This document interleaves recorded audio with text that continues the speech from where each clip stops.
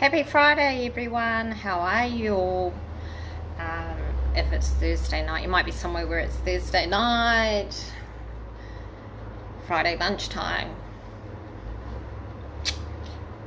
Anyway, it is 10:18 a.m. in the morning, so I've decided to take my break. I've been doing emails all morning. Question for some of you on a lighter note today.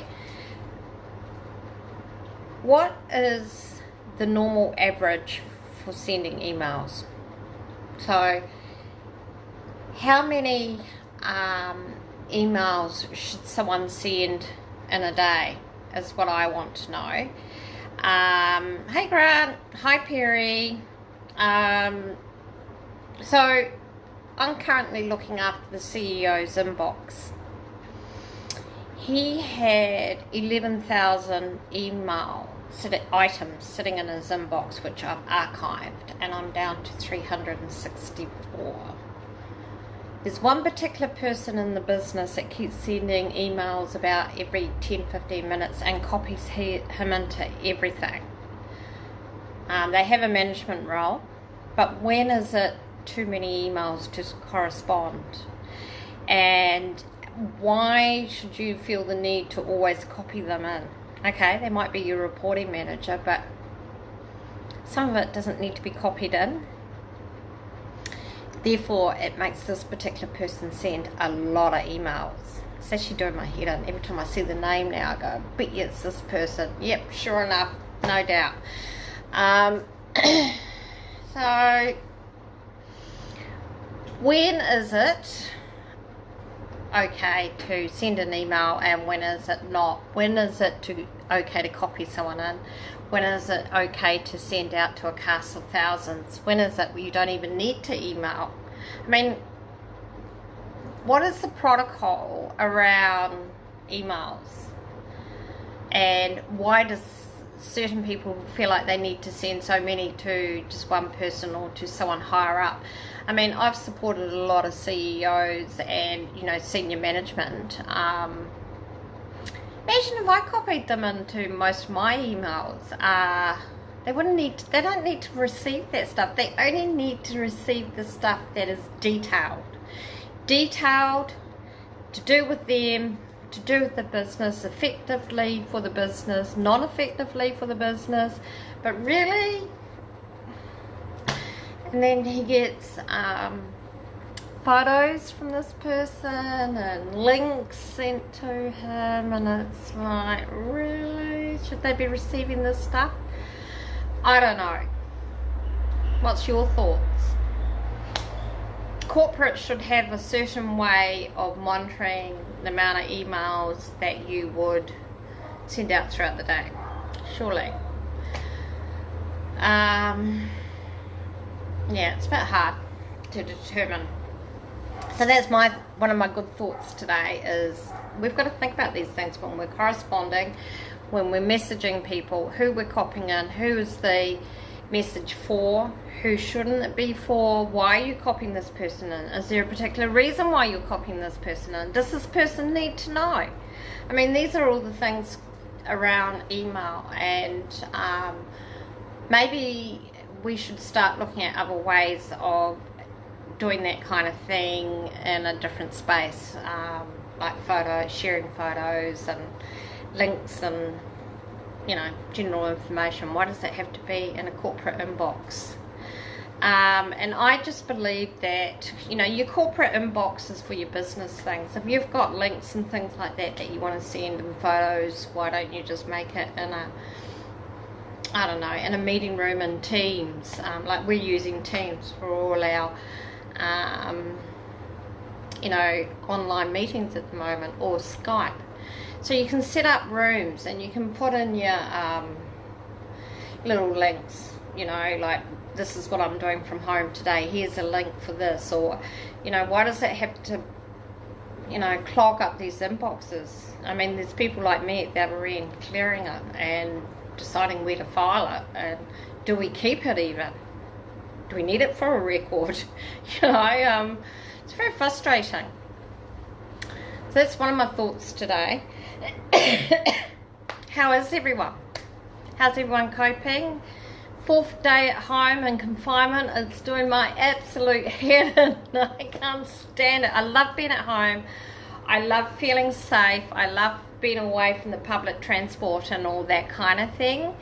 And you know, it's good to be in your own home and away from all the bugs and germs and everything, but I'm absolutely missing the outside contact and the social interaction that you have when you can just get up and walk over to someone and say, hey, you know. And there's a couple of ladies that usually sit behind me in the office, and I'll usually say to them, let's go downstairs and get a coffee, you know. Or yeah, it's kind of, you know, the only interaction I have all day is the phone.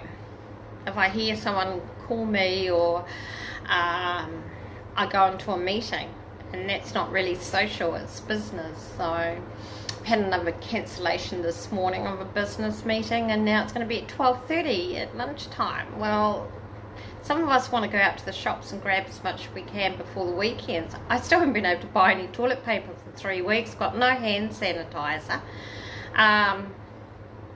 And supplies like tin food, haven't been able to do that because I keep getting tied to my bloody computer. Whereas at least when you're at work and you're in transit, you can go stop at the shops or whatever, but you've got to actually set yourself up to go get up and get out from home, which I'll do after I finish. I'm going to finish at 4 today and just go and do what I need to do before the weekend.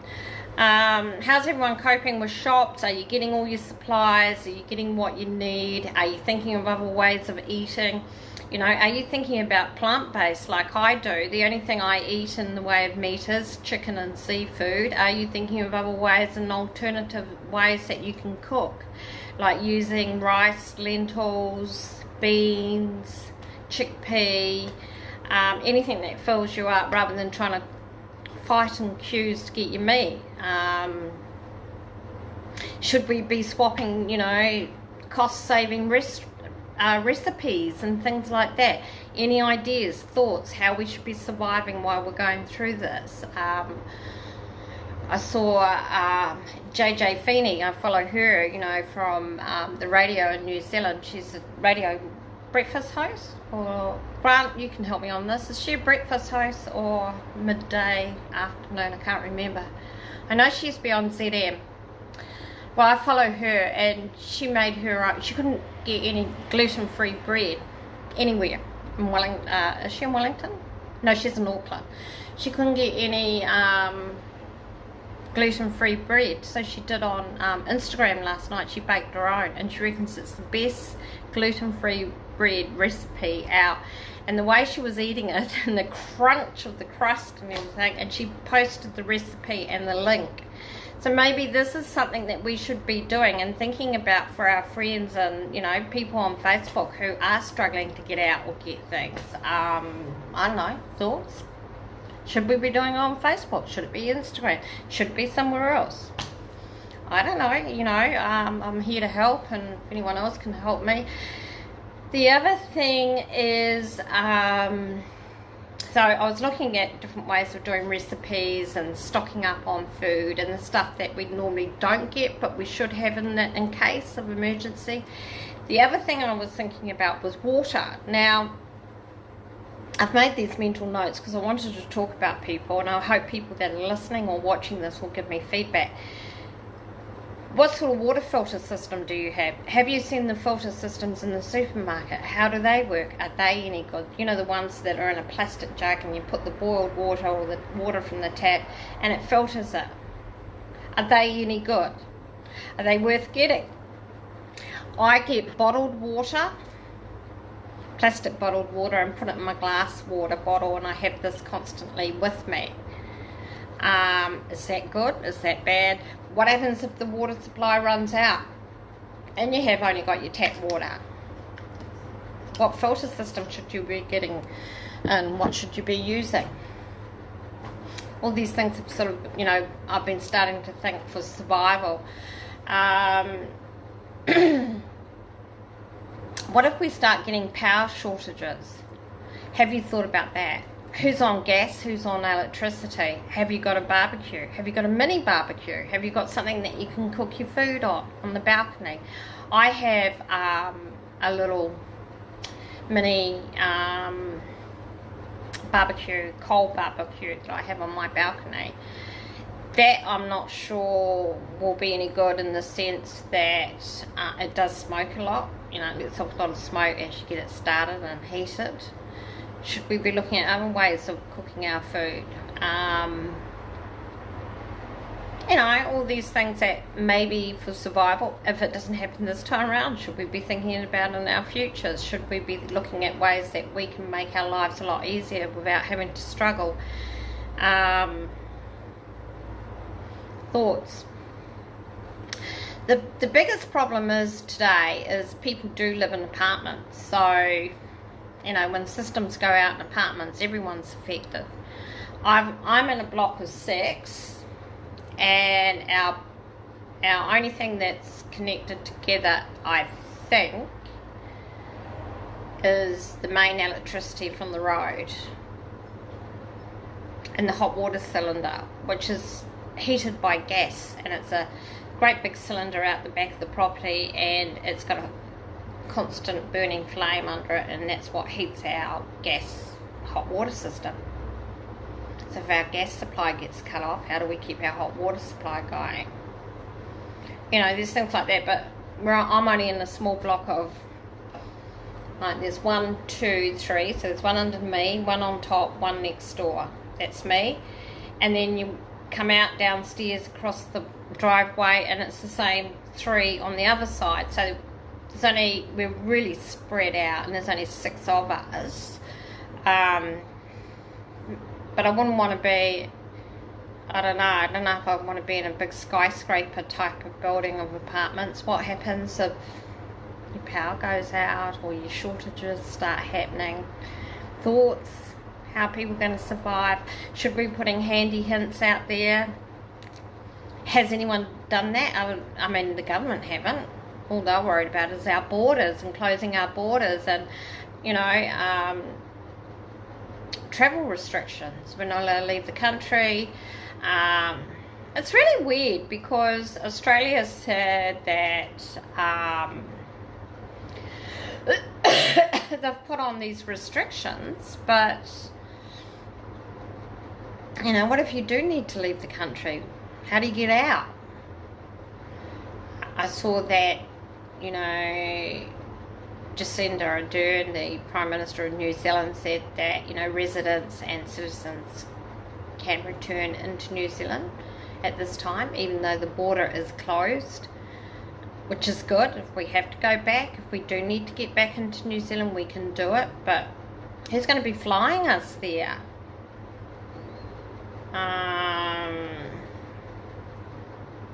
Yeah, there's a lot to think about, you know, and the way our lives have changed a little bit lately, and, you know, start thinking about ways to adjust, because this could go on till about April, May. Well, and we got extended to working from home for a month now. So, you know, initially it was 14 days, 2 weeks, and now it's been moved to a month. I mean, we don't have to work from home, I don't think. I don't think it's mandatory, but I know that if I wanted to, I could probably go into the office, and, you know, if I need to do some printing or something like that.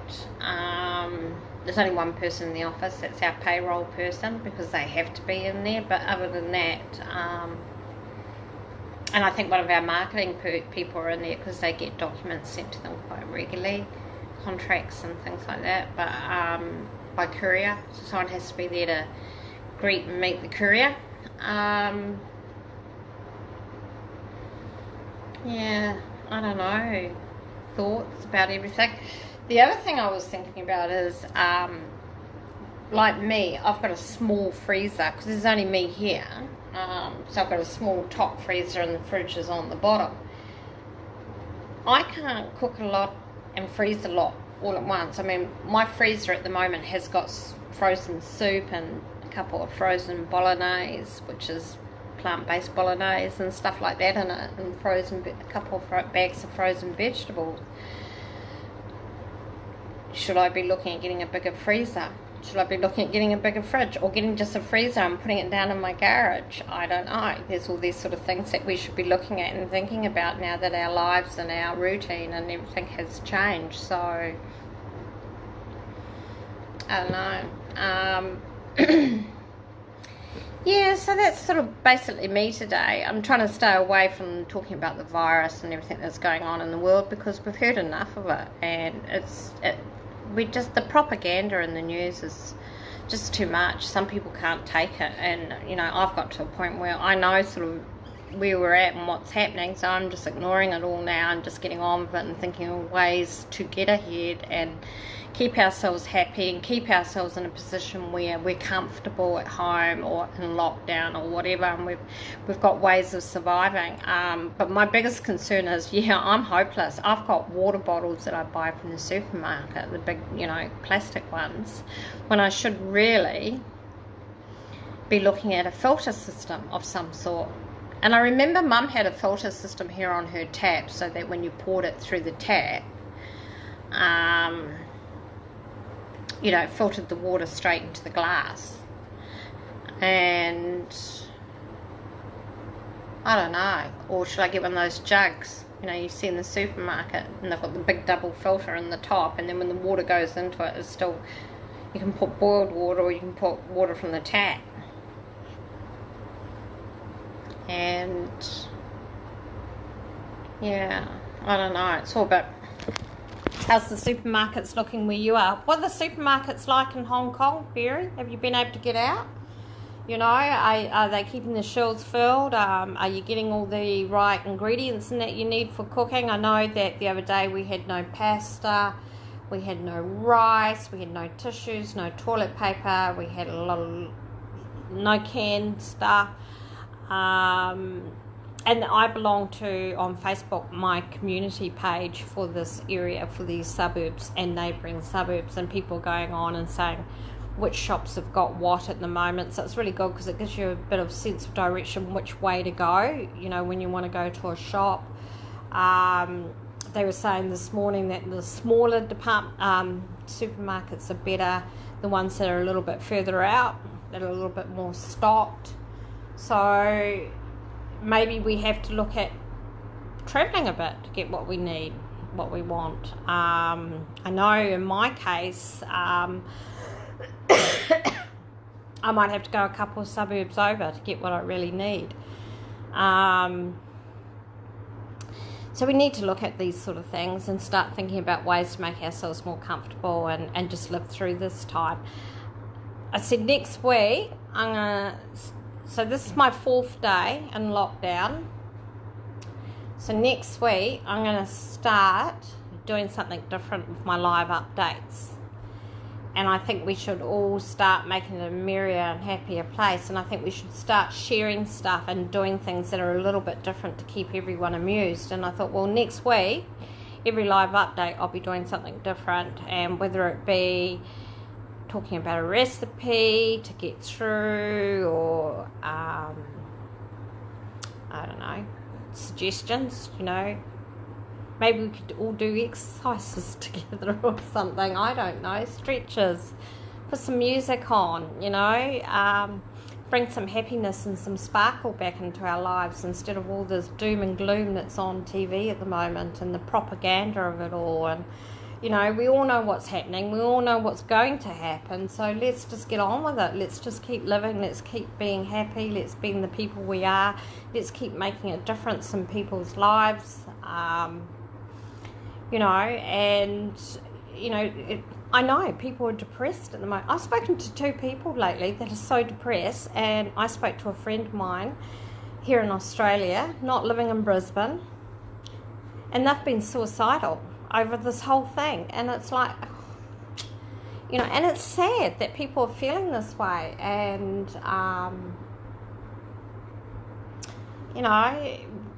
I used to do, and I still do if I can, suicidal prevention counselling. I haven't done any of lately, because it was the last year when I got sick. It was too draining. It was getting me down, and I wasn't in the mood for doing that sort of counselling. But yeah, there's a lot of people like that out there. So, you know, we should be bringing a bit of sparkle into people's lives and making things happy, and let's just, you know, start doing things that are exciting. Let's start doing things that we can sort of cheer everyone up and keep everyone upbeat and make a difference. If I can use this medium to do something different or change somebody's life or make them feel good about themselves or just make them happy for 1 minute of the day, you know, I will feel like I've achieved something, I've done something. And I don't know, send me through your music requests and we could put it on. I was listening to Fleetwood Mac earlier, and it's funny how, you know, music can trigger memories of where you were when you first heard that song, or what that song means to you. And yeah, there was a couple that came on, and I would have been 15 or 16, living in Paparangi in Wellington, learning to play the guitar. And it was the Rumours record that came out, and I used to be able to play some of the Fleetwood Mac songs on the guitar when I was 14, 15.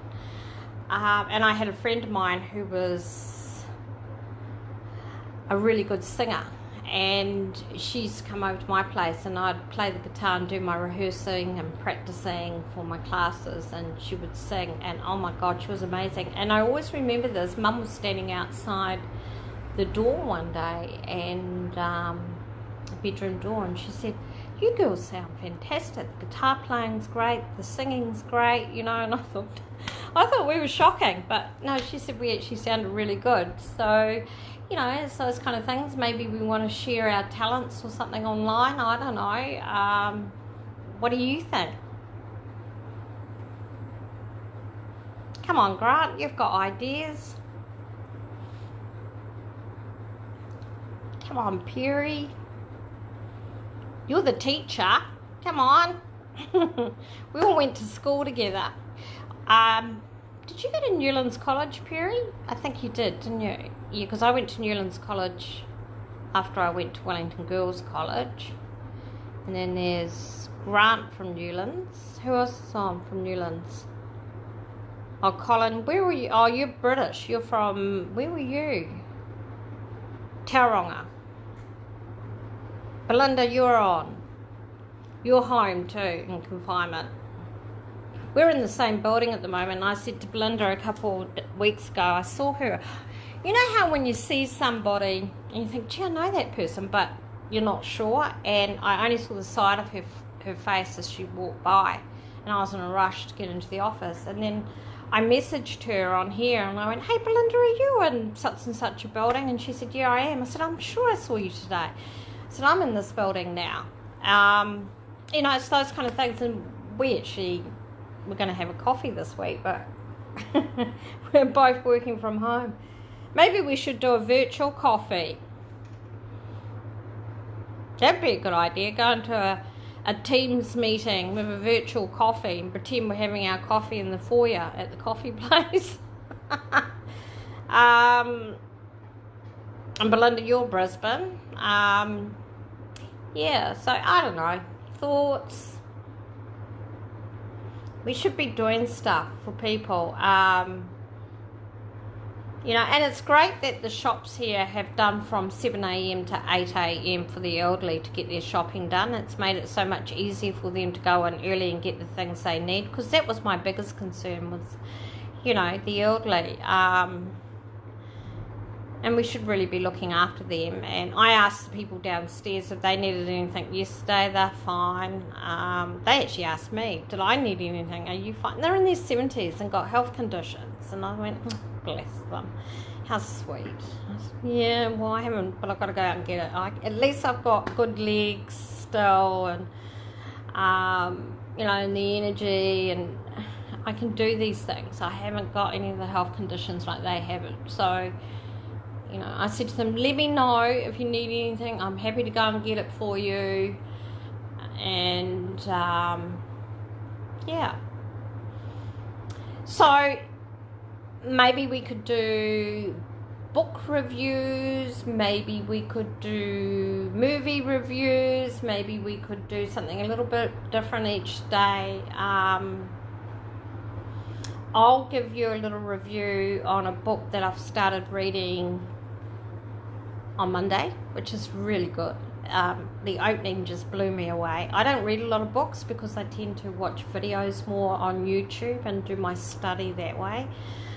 Because I'm a visual person, I need to have that visualization of looking and actually watching, and then I absorb it. And when I start to understand the way that I learn and operate, that is the way that I've always self-taught myself. But of lately, because I want that silent time, that quiet time, I've started reading again, started reading different books, and I've read a couple actually in the last 3 weeks, and this one my friend Corinne gave me, and I will give you, she said you have to have this book, it's really good. I said okay.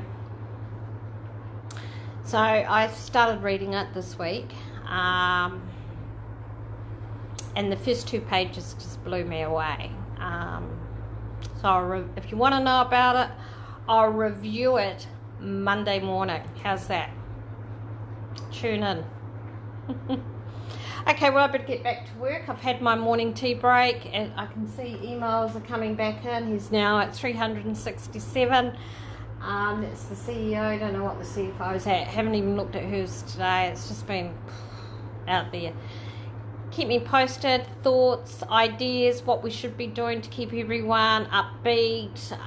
If you want to use this medium, fine. If you don't, if you think it's a waste of time, let me know. I'm happy to come on and just do this. I mean, it takes a lot of, courage, and, I don't care if you laugh at me and think I'm silly or whatever. I'm just happy that I'm making a difference to somebody's day. And, like I've said to you many times before, if you just want to message me, I get a lot of private messages after they've watched me online. A lot of people don't want to talk about it online on the actual Facebook page. But I'm always, open to suggestions, thoughts. No bullying. No bullying. If you think I'm silly, just say that, but don't do any bullying. Yeah, have a good weekend, everyone. Weather here looks like it's going to be good. A lot of events have shut down, but we can still go to the farmers markets and things like that, so there's no restrictions in that area. Yeah, I don't know, you can still visit your friends, you can still go out to places and see people, and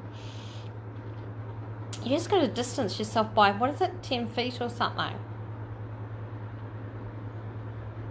Just don't cuddle anyone. Do the elbow thing that everyone does, or the knuckle thing. That's all good. I'm happy to do that as long as it means socialising. Alright guys, take care. Have a fabulous weekend. Have a few wines. Relax. Unwind. Think of things we can do next week online to cheer everyone up and be upbeat and do something different. See you all. Bye.